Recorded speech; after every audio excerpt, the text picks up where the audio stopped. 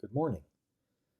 A couple of days ago, I referenced the idea of patience, particularly in regard to our walk in faith and how patience comes alongside faith when we're living out the gospel life and we're moving forward, trusting God, hoping that uh, we can continue to persevere in the gospel.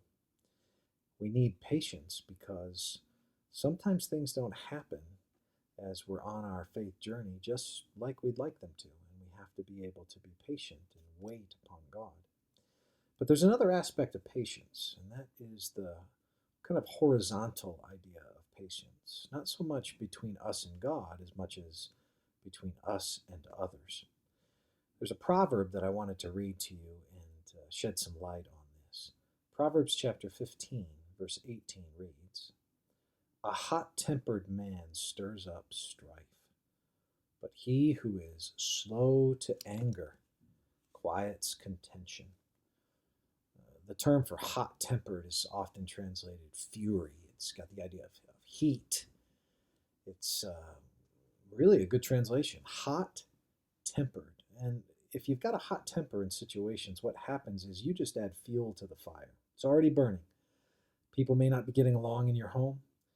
Tensions might be high, and your attitude ends up pouring on gasoline. You throw a match on it. That's the idea that that kind of a person who approaches situations with a hot temper, well, he just stirs up more strife. But he who is slow to anger quiets contention. Slow to anger is an interesting phrase. It takes two Hebrew words, and it brings those Hebrew words together, and you could translate it almost this way.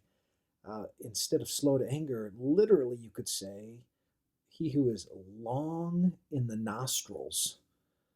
Why would it say that? He was long in the nostrils. You ever felt anger and you just breathed out? You kind of like think of that fire breathing dragon. You sort of went.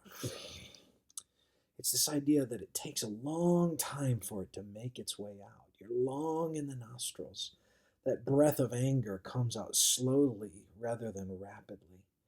And when you're slow to anger, you quiet things. You give an equilibrium to relationships that might be going a little chaotically. Situation, instead of stirring it up, you bring peace to it because you're slow in the nostrils. You're slow to anger. So I want to encourage you as conflict arises around you, whether it's at home or at work, maybe you're on the road, but whatever's going on in your life, just be slow to anger because that way you can be a contributor of peace and a messenger of peace to people around you. I hope you have a great day today. Thank you.